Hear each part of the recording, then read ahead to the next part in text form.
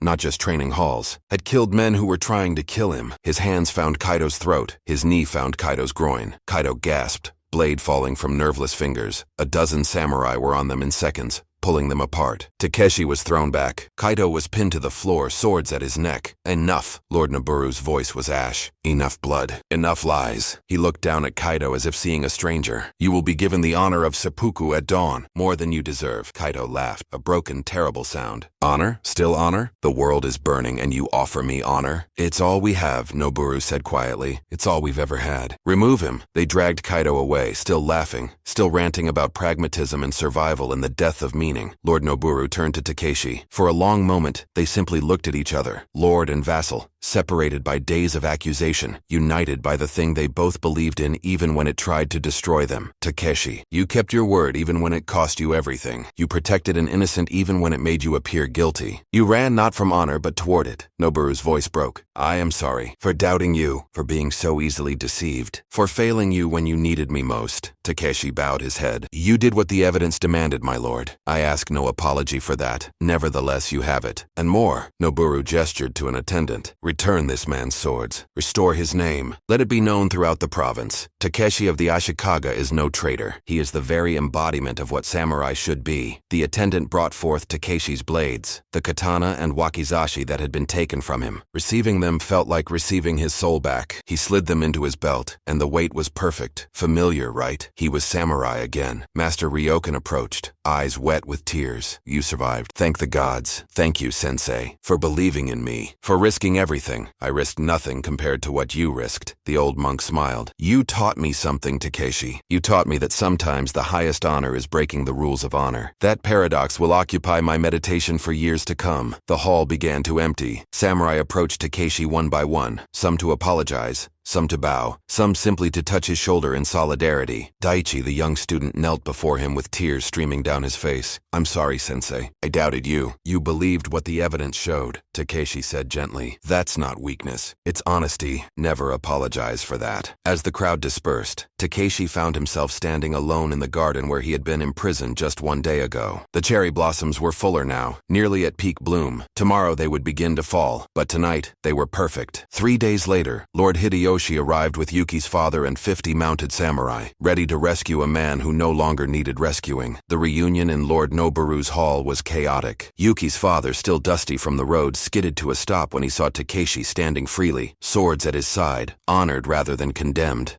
We came as fast as we could. The evidence was authentic and essential, Lord Noburu said warmly. Your quick thinking and bravery helped expose a conspiracy that would have destroyed us all. The Ashikaga clan is in your debt. The merchant looked overwhelmed. I am only a silk trader, my lord. I did nothing special. You did everything that mattered, Takeshi said. You risked your life for truth. That's the definition of special. Lord Hideyoshi, a stern man with iron-gray hair and the bearing of a general, surveyed the scene with satisfaction. It seems the crisis resolved itself. Though I would have enjoyed the ride. It's been too long since I've had a proper conspiracy to unravel. There will be others, Noburu said wearily. There are always others. But for today we celebrate truth surviving lies, and a samurai who proved that honor is not rigid adherence to rules, but flexible devotion to what's right. A feast was prepared. The castle came alive with celebration, not just for victory over conspiracy, but for the restoration of faith itself. Faith that the code still worked, that honor still mattered. That truth, however long it took, eventually emerged. Takeshi found himself seated near Lord Noburu, an honor reserved for senior samurai. As they ate, Noburu leaned close. I owe you more than an apology, Takeshi. I owe you a confession. My lord, when Kaido first brought me the accusations, I wanted to dismiss them. You've been like a son to me, but I let political calculation override instinct. Kaido was powerful, influential. To challenge him would have cost me support. So I took the coward's path. I chose convenience over truth. His eyes were haunted. I nearly killed you to maintain peace with a traitor. That failure will haunt me until I die. You're human, my lord. That's not a failure. That's a fact, perhaps. but it's a fact that cost you dearly. How can I restore what was taken? Takeshi thought about this. About the days of running, the terror, the certainty that he would die disgraced. About the small girl who gave him a rice ball. About Yuki's courage. About Master Ryoken's faith. Nothing was taken that hasn't been returned, he said finally. I lost my name temporarily but gained something more valuable. Understanding that honor is not obedience, it's choice. We choose honor every day, in every action, and sometimes that choice looks like dishonor until truth catches up. You've taught me that, my lord. Through your mistake and your apology. Noboru's eyes glistened. You're wiser than I was at twice your age. Later, as the feast continued, Takeshi slipped away to the garden. The same garden where he'd been imprisoned, where he'd escaped, where cherry blossoms had fallen indifferent to his fate. He found Yuki there, standing beneath the trees. She had changed into formal clothes for the feast but had wandered outside, as overwhelmed by celebration as he was. We did it, she said quietly. We actually did it. You did it, Takeshi. Without you, I would have died certain I'd failed. You gave me hope when I had none. You risked everything. We risked everything together. She turned to face him, and in the moonlight filtering through cherry blossoms, she looked like something from a poem. My father has been granted a position as official supplier to the castle, a great honor for a merchant family. Lord Noboru says it's compensation for our service, but I think it's really his way of keeping us close, of making sure we're protected. You'll be safe now. That's what matters, is it? Her voice was soft. Is safety what matters most? Takeshi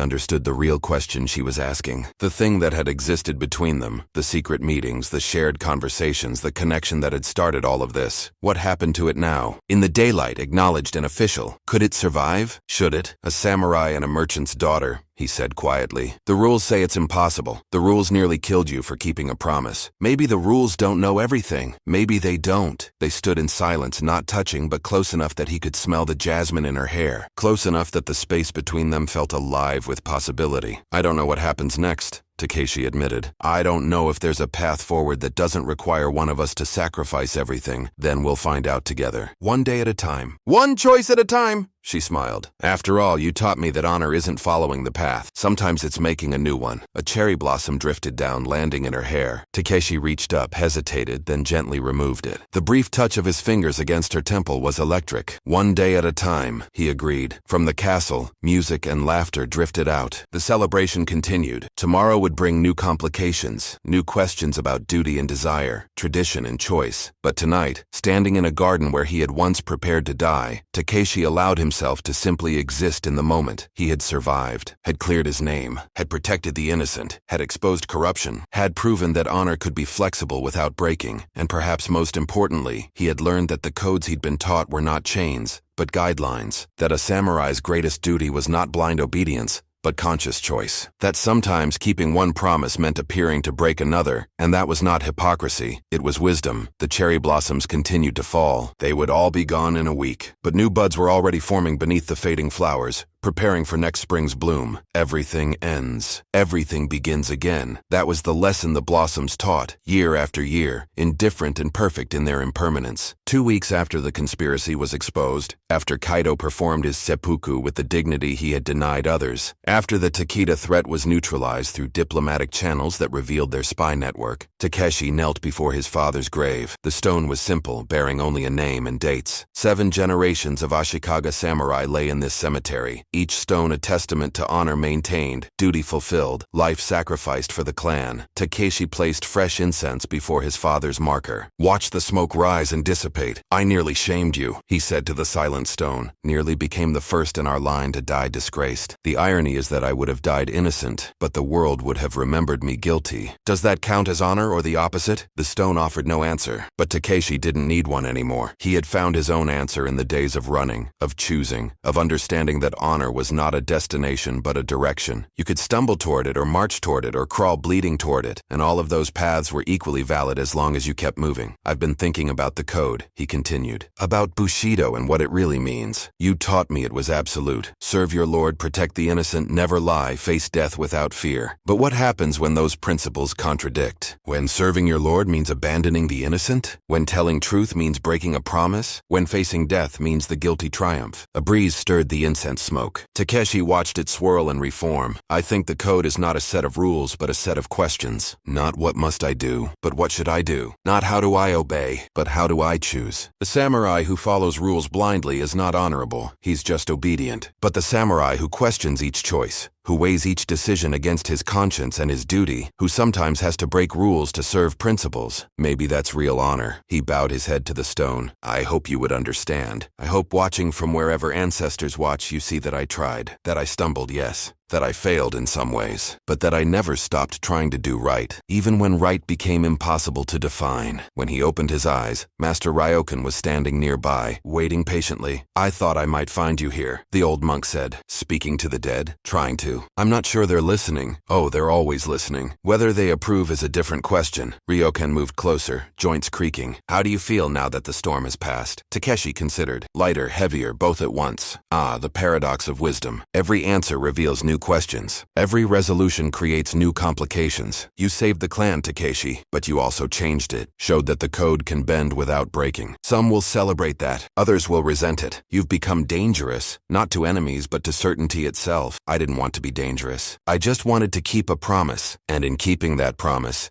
you revealed that promises matter more than rules, that individual conscience matters more than collective obedience. That's revolutionary, whether you intended it or not. Ryokan smiled. You may have started something larger than yourself. I just want to serve, to be samurai, to live with honor. Then you will. But your understanding of those words has changed. You can never unknow what you've learned. That lonely girl who gave you rice, that merchant who risked everything for truth, that woman who loved you enough to save you, they're part of your code now, not separate from duty but woven into it. They stood together in the cemetery as afternoon faded toward evening. The shadows of tombstones lengthened across the ground like dark fingers reaching toward tomorrow. What happens now? Takeshi asked. After everything, what do I do? You live, Ryokan said simply. You serve. You question. You choose. Every day you choose honor over convenience, truth over comfort, principle over expedience. Some days you'll fail, other days you'll succeed. All days you'll be samurai, not because of what you wear or carry, but because of how you think and act and choose. That sounds exhausting. It is, but it's also the only path worth walking. The old monk turned to leave, then paused. Oh, and Takeshi? About the merchant's daughter. The one everyone pretends not to notice you noticing. Takeshi's face burned. Sensei, the heart has its own code. Sometimes it conflicts with other codes. When that happens, remember, you've already proven you can hold two truths at once. Perhaps you can hold two paths as well, not by choosing one over the other, but by finding where they intersect. He smiled. Life is long. Codes evolve. What seems impossible today may become tradition tomorrow. Just ask any revolutionary who lived long enough to become respectable. Then he was gone, leaving Takeshi alone with the graves and the questions and the growing certainty that this weight of choice, this burden of consciousness, this necessity of deciding what honor meant in each new moment, was what being truly samurai felt like. Not comfortable, not simple, but real. He bowed once more to his father's stone, then turned and walked back toward the castle, toward duty and complication and a future that refused to be cleanly defined. The cherry blossoms were gone now, their petals scattered and brown, but the trees remained, preparing for next year's bloom. Everything ends. Everything begins, and in the space between ending and beginning, in that eternal moment of transition, that's where samurai lived. Not in the past's certainty or the future's promise, but in the present's demand for choice. Takeshi walked into that present with eyes open and heart steady, carrying his swords and his scars and his understanding that honor was not a destination he could reach, but a direction he could travel, one step, then another after that, forever choosing, forever becoming. Forever samurai, the cherry blossoms are falling. They always are, but like honor they return, each bloom a reminder that every choice shapes the story we leave behind. If Takeshi's journey moved you, leave a like, subscribe, and tell me in the comments where you're watching from. Each voice here is part of the same code, seeking meaning, courage, and truth in a world that rarely rewards them. Until our next tale from the age of swords and choices, walk your path with open eyes and steady heart.